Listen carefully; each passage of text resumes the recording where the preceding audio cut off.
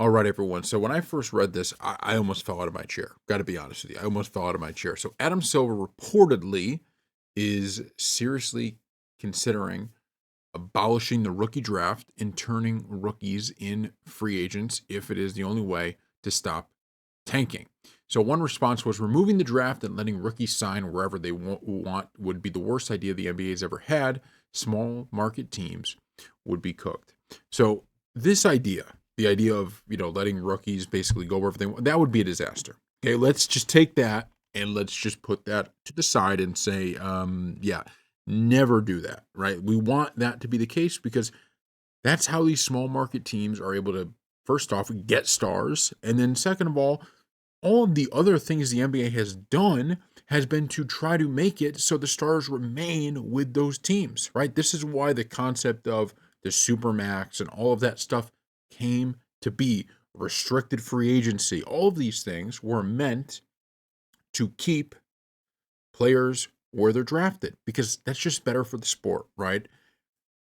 With that being said, I think where Adam Silver is going with this and what he's trying to fix is at least the right problem, which is tanking.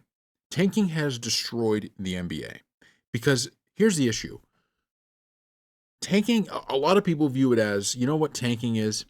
Tanking is those teams down at the bottom of the draft order, one or two a year that are just so bad they want to get the first overall pick, right? Like the Pacers this year or the Jazz this year, right? Those are usually what are referred to as the tanking that Adam Silver is talking about. But I think the tanking goes much deeper actually than that.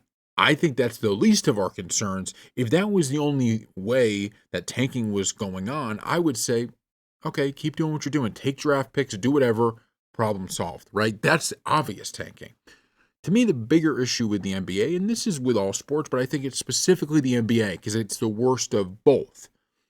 The true problem with the NBA is that being a team that is a 10 seed to somewhere around the 8 seed is the worst position you could be in. That's an issue because what that tells you is, well, if you're not going to be a really good team, you might as well just stink.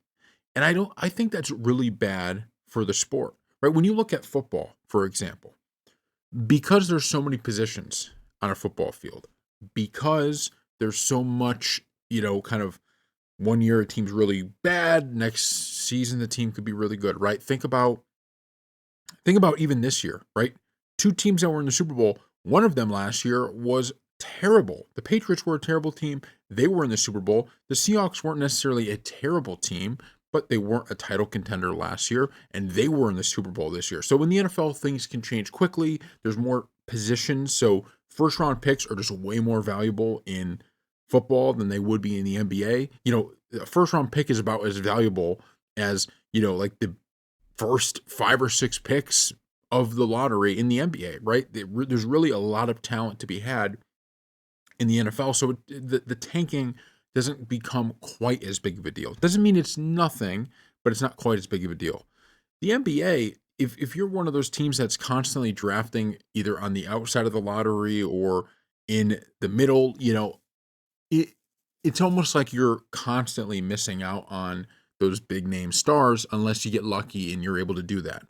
And I think that's the biggest thing that the NBA needs to fix.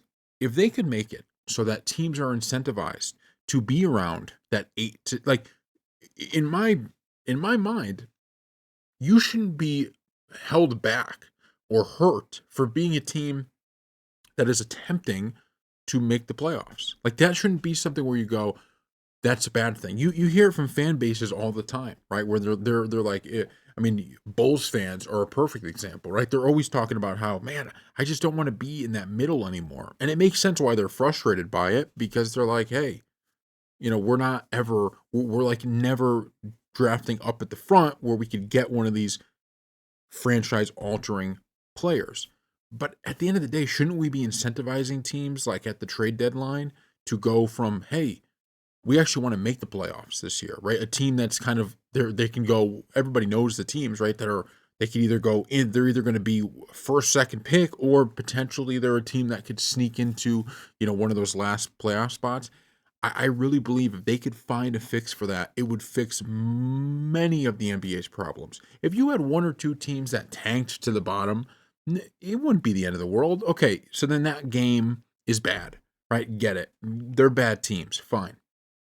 The problem is every season, it's like, okay, these are the teams in the NBA that could win a championship. These are the teams that are on the outside and potentially could win a championship if everything went right. And then everybody else is, and let's look at the standings right now. I'll pull them up on my phone and we'll go through some of these different teams and kind of look at what I'm talking about from a, this year perspective. All right, hold on. Let's go to NBA. Let's go to standings. Okay, division overall. No, let's go conference. So right now, in the East, you have the Pistons, Celtics, Knicks, and Cavs. I would say those four teams, right, are your ones that people would go potentially could win a championship. And obviously, as it goes down, it gets a little bit tougher, right? Then you have the Raptors and Sixers. Those are teams you'd say, okay, maybe an outside chance. If they were able to, could they reach the Eastern Conference Finals? Maybe. And we'll throw the Magic in there as well, right? Because of preseason hype, maybe. Not quite as much, but look, we know the teams that could potentially win one, right? But then you have the Heat, who are the 8 seed. You have the Hornets that are the 9 seed, and the Hawks that are the 10 seed, the Bulls that are the 11 seed, and the Bucks that are the 12 seed.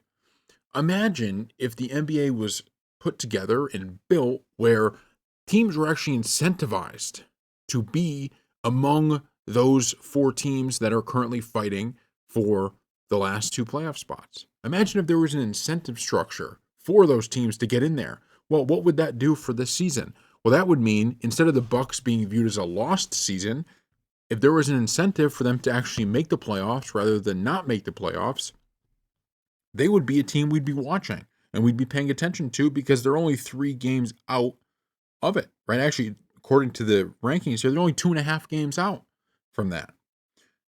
The Bulls are also only 2.5 games. Actually, no, 1.5. Looking at it now, they're technically 1.5 games. So it's just one of those things where, to me, that's the problem you got to fix. It's not just, okay, the Pacers record or the Wizards record or the Nets record. It's not just, the Kings and the Jazz and all of these teams. It is the fact that every year we basically have teams that, like, we know from every perspective here, the Bulls, the Hawks, the Bucks, their seasons are, they almost don't matter. They almost just don't matter, right? In a sense, they just don't matter. Even if they get in, nobody would expect them to do anything. And their fan bases are not even rooting for them to get in. Their fan bases want them to lose.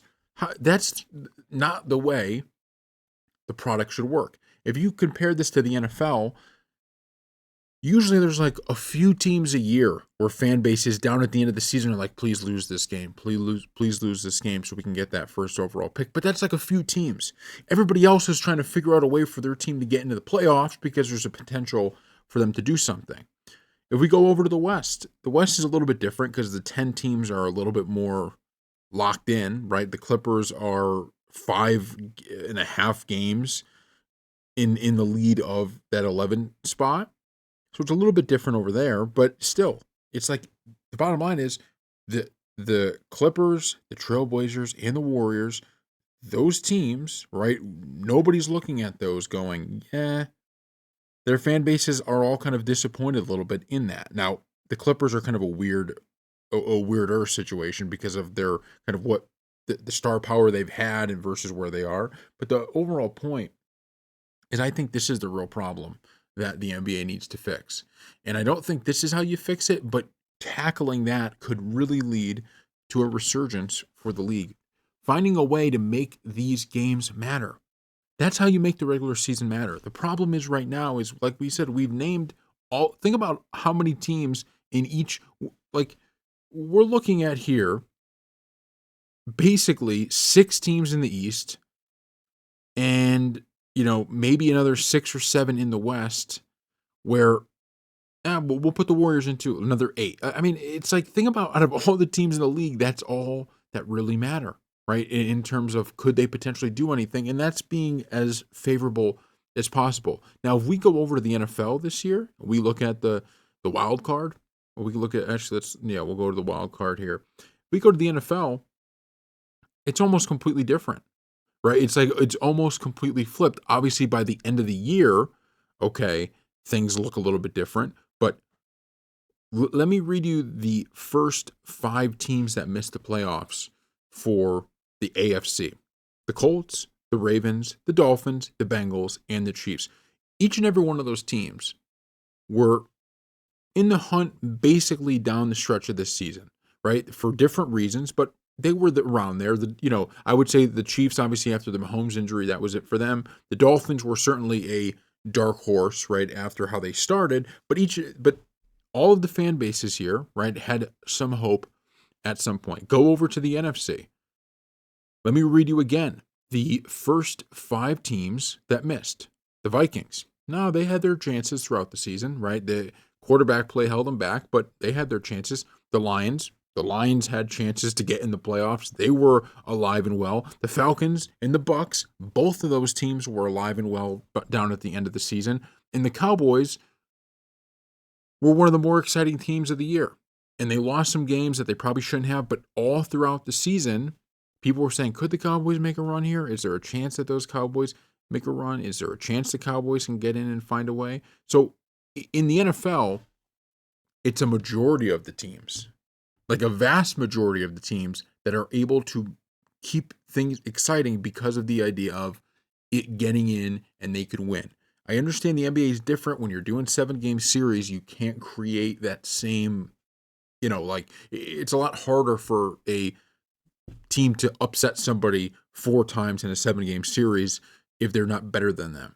But the point is, if you change the incentive structures where just the fact that the team made the playoffs, it's a benefit to the fan base and a benefit to the team. If you could change that incentive structure, I think you could fix the NBA pretty quickly and get people excited again.